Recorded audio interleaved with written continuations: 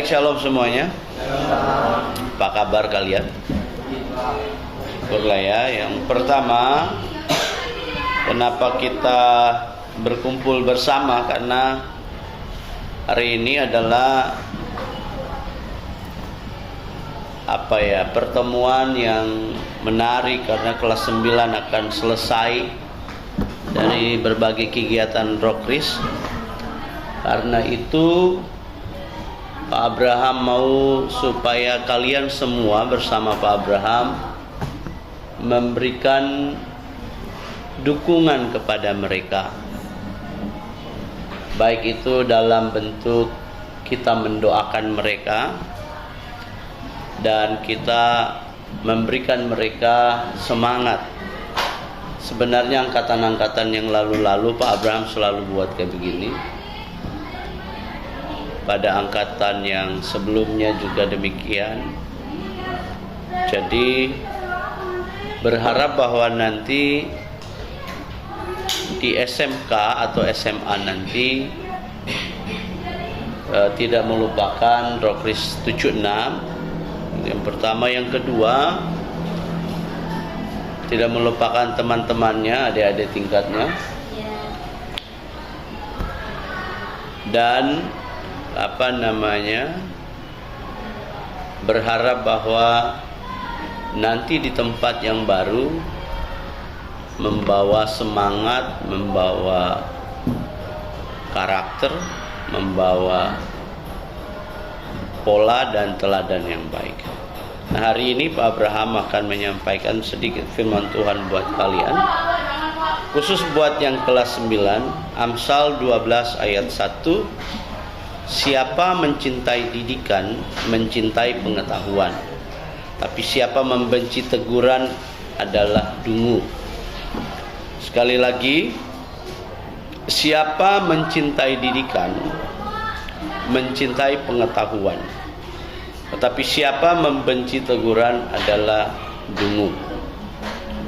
Mari saya mulai dengan ini. Jadi anak kelas 9 seperti Jesslyn atau juga Brandon, tentu itu sebuah proses perjalanan dari kelas 7. Saya menemukan dan bertemu dengan Brandon itu 3 tahun yang lalu. Christian juga begitu, Jesslyn juga begitu. Kalau yang baru 2 tahun si Anya ya. Dan pengalaman-pengalaman menarik bersama-sama dengan anak-anak kelas 9 ini. Ada baiknya, ada tidak baiknya. Tidak baik maksudnya ada tidak nyamannya ketika tidak bisa mengerjakan tugas ataupun nilainya tidak seperti yang kita harapkan. Tetapi semua itu adalah proses. Semua itu adalah sebuah perjalanan yang kemudian hari ini adalah waktu di mana 1-2 langkah lagi kelas 9 ini akan menyeberang ke SMA, pergi ke kelas 10. Tapi sebelum pergi ke sana, Pak Abraham dan adik-adik tingkatmu menyampaikan bahwa mari lihat ini, perhatikan ini baik-baik. Yang pertama, cintailah didikan. Cintailah didikan. Orang yang mencintai didikan itu adalah orang yang siap dilatih, orang yang siap dibentuk. Kalau suatu saat nanti mungkin akan ada yang nanti jadi polisi atau tentara, lihat didikan di polisi atau tentara itu luar biasa, disiplinnya, kerasnya dan sebagainya. Tujuannya cuma satu, membentuk manusia yang diharapkan. Tetapi ketika orang tidak mencintai didikan, maka orang itu bisa jadi tidak terdidik. Didikan itu dimulai dari mana? Dari rumah. Kalau ketemukan anak-anak di sekolah yang tukang melawan, berarti di rumah lebih berat. Di rumah lebih berat. Kalau ketemukan ada anak-anak di sekolah berani injak kepala guru, berarti mamanya, bapaknya diinjak kepalanya pasti. Itu sudah pasti.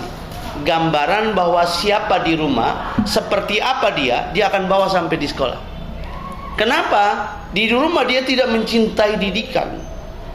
Ketika dididik, dikasih tahu, egonya yang naik, emosinya yang hebat, pemberontakan yang luar biasa, tidak mau dibentuk. Lihat, semua yang tidak mau dibentuk dan semua yang keras pasti tidak melewati proses. Proses itu adalah cara untuk membentuk, dan manusia itu harus dibentuk. Salah satu bentuknya dididik. Di kampung saya itu, kalau orang mau melunakkan kuda, biasanya kalau kuda belum ditunggangi itu liar dia.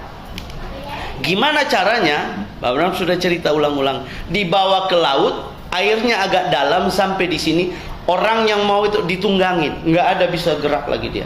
Dia mau gerak ke sana kemari, air yang menahan dia. Didikan itu kayak gitu. Didikan itu menahan langkahmu. Didikan itu membenturkan kamu sampai kamu siap untuk jadi. Besi ketika mau dibuat jadi pisau atau di pedang, dibenturkan. Bentur, dan benturan itu sakit. Ketika yang dibenturkan itu tidak mau, maka tidak akan lolos proses. Percaya saya, kalau hatimu, pikiranmu, perasaanmu, inginmu, egomu lebih besar, hati-hati. 10 tahun akan datang, kamu bisa jadi produk gagal. Istilah kalau di pabrik itu namanya produk reject.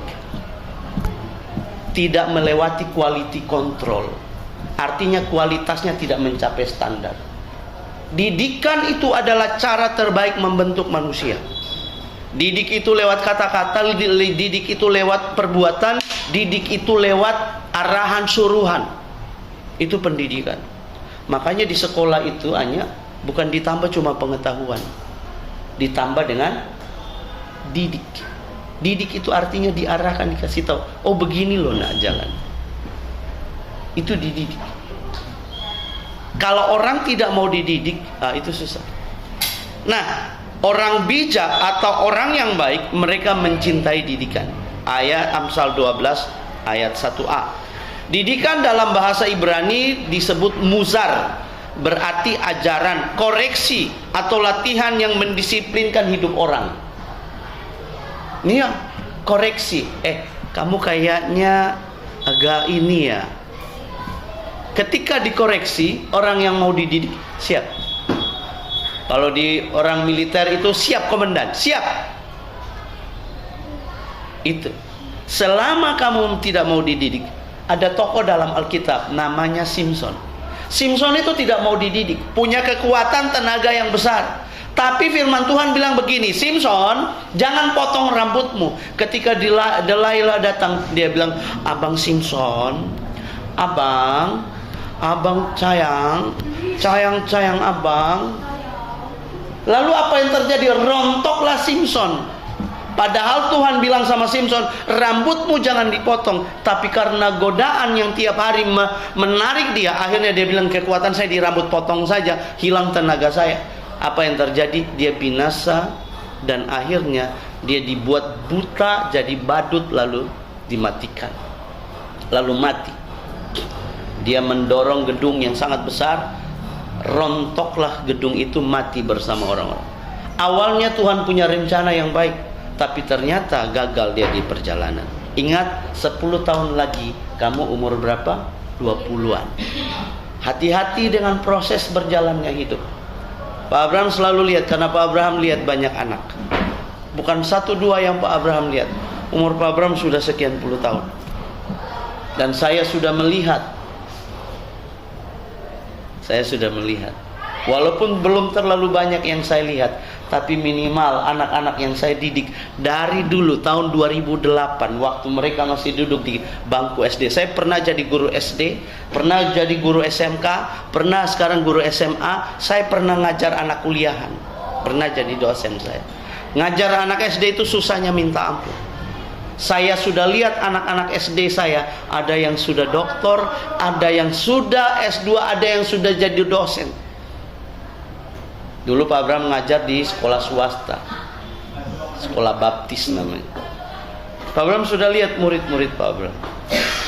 Nah, mari Pak Abraham lanjutkan. Dengar ini baik, perhatikan, 10 tahun akan datang, ditentukan dari hari-hari di mana kamu jalani nanti. SMP, SMA, kuliah. ada yang berantakan di sana. Ada yang gak karuan, ada yang jadi bagus-bagus. Itu karena pilihan-pilihan hidup. Berikutnya, jadi yang kedua, orang bijak, mereka atau orang dungu membenci teguran. Nah, hati-hati kalau ditegur. Yang bisa tegur kamu siapa? Orang tua pertama. Kalau ditegur orang tua, gak usah banyak kata, tunduk lakukan. Kecuali dia bilang begini, pergilah kamu mencuri. Nah, itu kamu harus pertimbangkan, pikirkan, dan tolak dengan cara yang baik. Tapi kalau orang tuamu bilang begini, nak, jangan kamu sakiti hatiku ya, karena doa-doaku menyertai kau. Hati-hati di situ. Kata-katamu jangan naik melebihi dia, karena kamu tidak pernah berusaha untuk menolong dia. Dia yang sudah menaruh hidup untuk menolong kamu. Nah, orang dungu menolak ketika dididik, dikasih tahu. Jadi kalau dikasih tahu sama orang tua itu, belajar, harus punya usaha, pekerja keras, jangan pemalas, tidur-tiduran, maunya enak saja, tidak punya waktu berdoa, beribadah kepada Tuhan, pemalas, suka memberontak. Orang tua kalau kasih tahu, dengar. Karena belum ada sejarahnya anak-anak yang memberontak menjadi pelawan orang tua, mereka berhasil, belum ada sejarah. Tetapi Alkitab bilang begini, hormatilah ayah dan ibumu supaya lanjut usiamu di tanah yang diberikan Tuhan kepadamu. Itu didikan. Siapa lagi yang mendidik kamu? Gereja, hamba Tuhan. Kakak-kakak sekolah minggumu. Siapa lagi yang mendidikmu? Guru. Siapa lagi? Mungkin ada pembina rohanimu. Sekitar 4 area inilah kamu bisa dididik. Nah, hati-hati. Hati-hati. Mengapa menganggap diri benar? Kau kadang-kadang merasa cuma perasaannya dia. Marah kalau saat dikritik. Naomi jangan marah kalau dikritik. Dikasih tahu. Kalau rada agak sedikit nyelekit, terima saja. Rendahkan hatimu. Jangan merasa bisa. Hebat. Emak gua hebat. Bapak gua hebat. Sorry. Itu barang-barang kecil yang tidak berguna. Jangan punya hati yang suka membangkang. Nganggap, hati-hati. Sering sekali kita defensif atau suka menahan atau suka biasanya bertahan. Kalau dikasih tahu, gua baik, enggak, gua enggak kayak gitu. Tapi memang ya kayak begitu. Yang ketiga, bagaimana kita bisa mengembangkan hati yang mencintai didikan? 1, milikilah kerendahan hati. Amsal 11 ayat 2. Coba Johnson bacakan. Johnson udah mau tidur. Sedikit lagi Johnson selesai. Amsal 11 ayat 2 Johnson.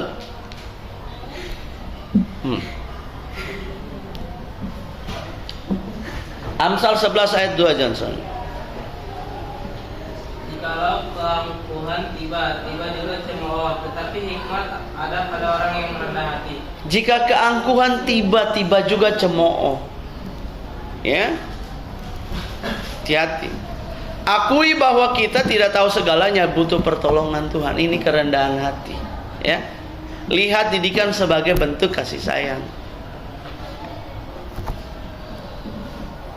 Berikutnya, sebab Tuhan menegur orang yang dikasihinya. Ya.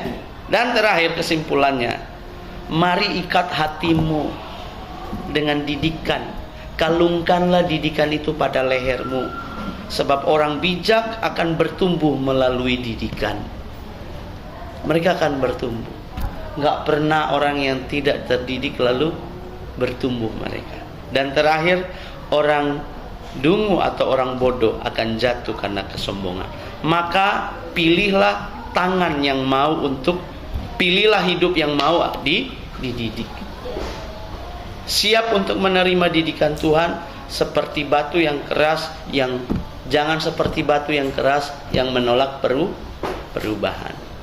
Nah, ini untuk kelas 9. Semoga nanti ulangan mendapatkan nilai terbaik, menjadi berhasil, dan dapat sekolah yang diinginkan.